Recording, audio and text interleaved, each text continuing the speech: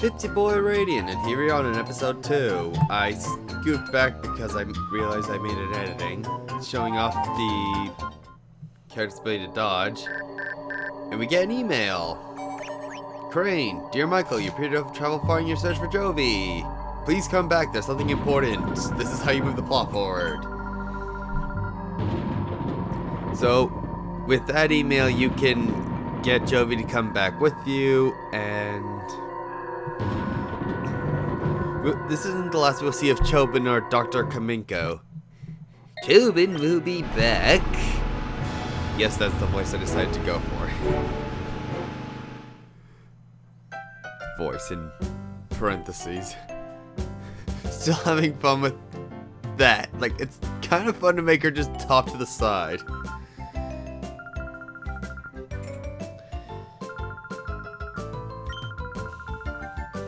It's worth noting that that's actually a pretty far distance for her to walk, considering how we reach it via a scooter. And then she remembers she told someone to go hide. She's either really mean or really forgetful. I don't know. And I kind of gave her the least charitable interpretation of she's just mean. And that's kind of why I don't like her. It's like, oh, she's mean, but she's cute. She's not that cute, guys.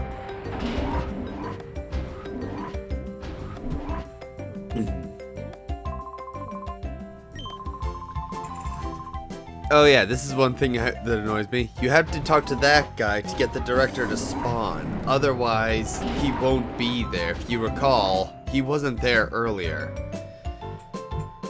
I kind of wish you could take certain skips if you knew where to go, but that's not how this game is designed, so...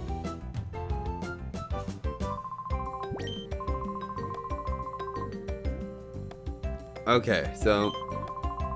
Aiden slowly gave us a hint on what this machine is for, and I'm gonna say yes, I will help test it.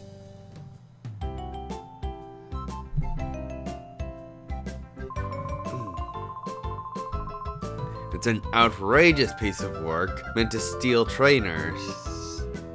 Steal Pokemon from another trainer. And that's the important mechanic of this game. You do steal a trainer's Pokemon. Why? Because they're called Shadow Pokemon, and according to the lore, they've had the doors to their hearts closed.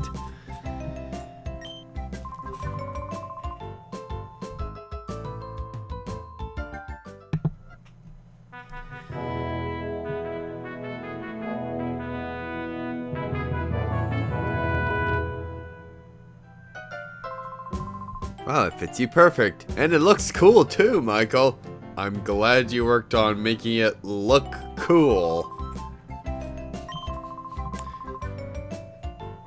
I'm surprised it is as well made, considering how we don't actually know if they got this from Coliseum. Like, the last time the character had a snag machine because he was part of a team that was meant to steal Pokemon.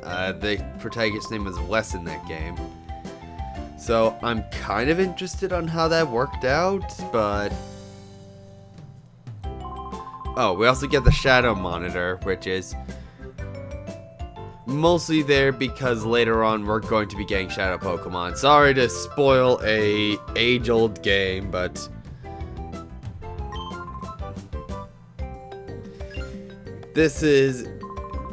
we're supposed to be getting a test for the machine. And we get 5 Pokeballs.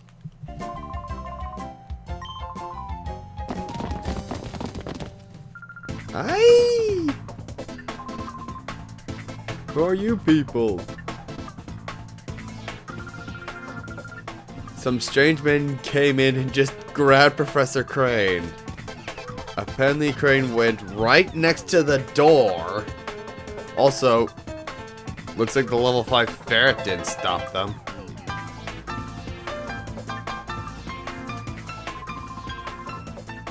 Where do you think you're taking me? That's not his voice, I don't know. Move it, we don't have time. Don't get hurt. I'm not gonna try. Because I'm clearly skipping dialogue in game. What is it, punk? Why did I say I'm not gonna try when I tried? Spy Naps would like to battle.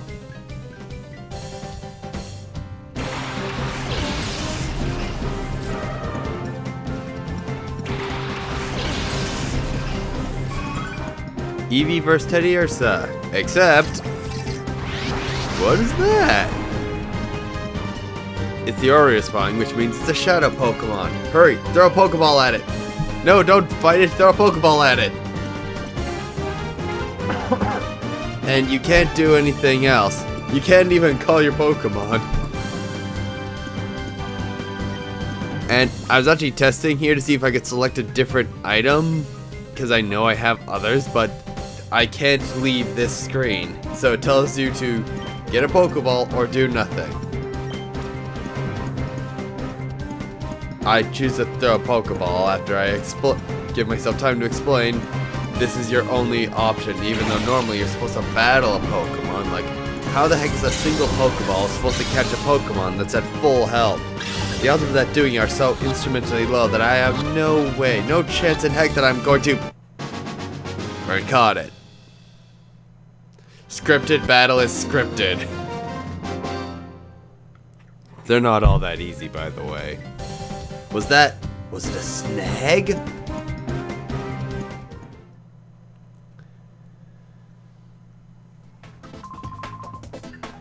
Then he notices the machine on our arm.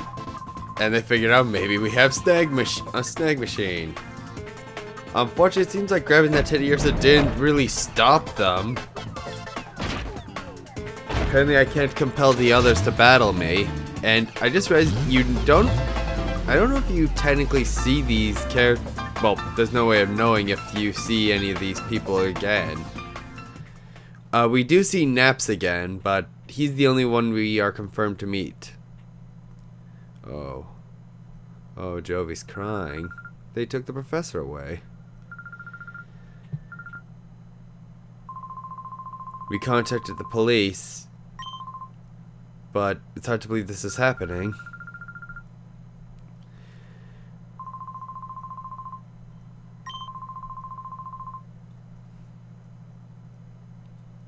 And the purified chamber is completed, but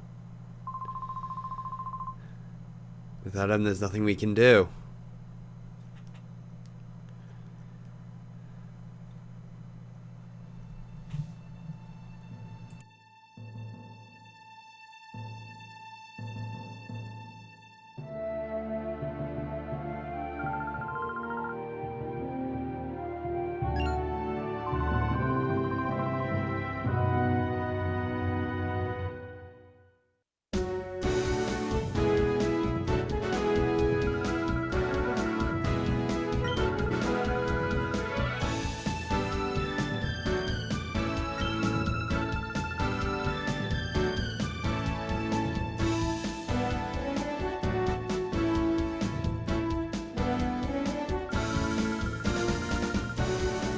I'll go upstairs and check the data.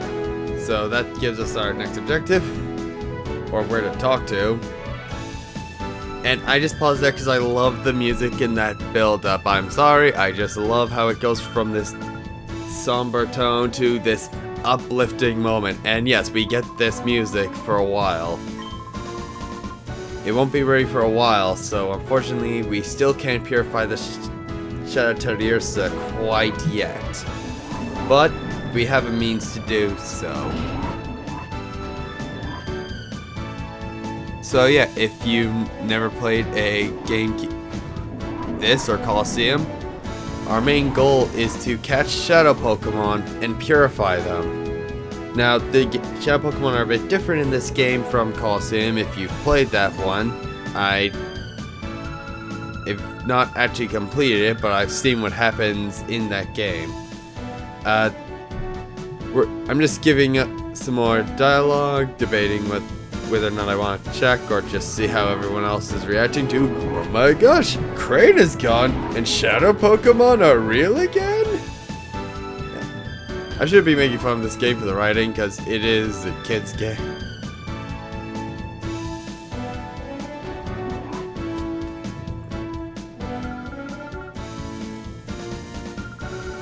Michael, you came at the right time.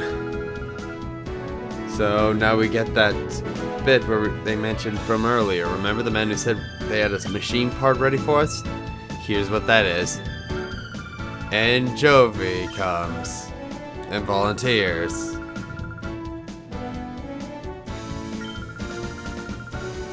Apparently she's a member of the lab staff, and we are now her escorts. Alright, well.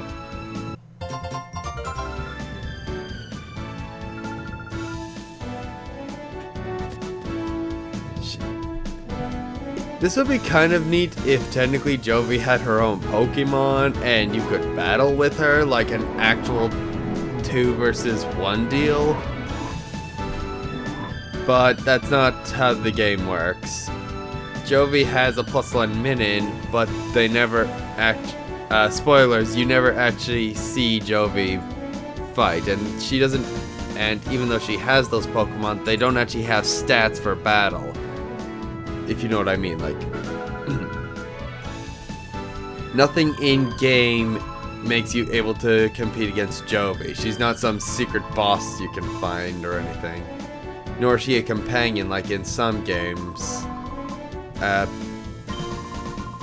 I don't know if you recall, but in some of the Gen 3 games, when they were introducing double battles, you could actually team up with NPCs, like say, I believe Steven Stone was one of them in the Ruby Sapphire series, and also there's a bit where you actually get into a double battle with Lorelei by your side in some endgame content for Fire Red and Leaf Green. This is going off my memory, so I'm not able to remember the exact details, but I do always remember that I got an Elite Four member on my side for one battle. These are Crane memos, which basically tell you it's impossible to distinguish ordinary Pokemon from a real one. So we have the Aura Reader. Also, this snag machine doesn't let us take any Pokemon we see, if you're curious. We were only able to snag that Teddy Ursa because it's a Shadow Pokemon. If there's no Shadow Pokemon, the snag machine doesn't work. I've not actually tried to because I didn't want to accidentally waste a move on the game. But I suspect it won't just let you use the game like that.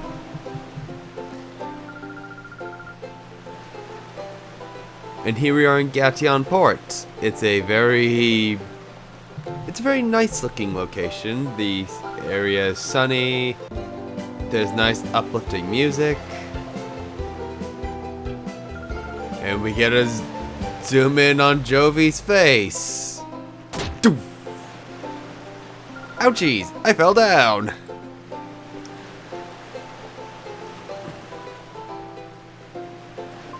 Hey, where do you think you're going? Sorry. Look what you've done. Oh, he's mad.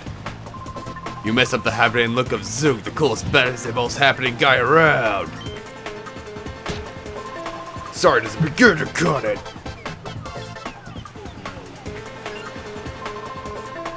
And then he does the protagonist. Must have seen my spiky hair. Oh, he wants to challenge us. More fun than some munchkin. I'll stomp you flat with my shadow Pokemon. Sweet, I get to catch a Zangoose early on. Oh. Apparently, he's just gonna get talked down. Apparently. Well, we're out of time for this bit, so next time, in the next episode, we'll get to see what happens when this blue guy takes on the happening Zook.